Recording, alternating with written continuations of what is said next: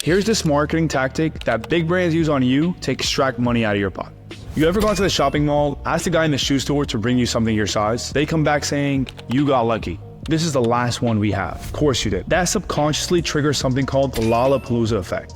Essentially, they're creating FOMO and urgency to trigger your mind to think that that shoe or that product is in high demand, therefore making you want to buy it now. And that's the same exact thing we do when it comes to online marketing. We use words like urgency, exclusivity, limited edition. Why? Because we want to create FOMO. When there's FOMO, there's impulse. And when there's impulse, there's dollars. And that's how we use the Lollapalooza effect to generate more sales online.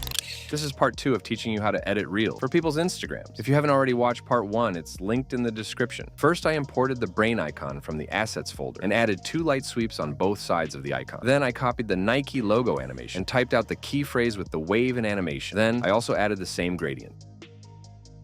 Now I started the graph animation by creating a box with the graphic tool and added some roundness with a white border. I went on to import the product icon and add the text demand and started to create the graph with the pen tool, making the actual graph line blue. Then, to make it rise in, I added the trim paths effect and keyframed the end from 0% to 100%. After I went on to animate the whole thing in and out and went on to add a light sweep to the product icon. I pre-composed the whole thing and added a light sweep again and animated it from right to left. For the next animation, I did the same things as I did for the brain animation, like applying the light sweep and animating it as well.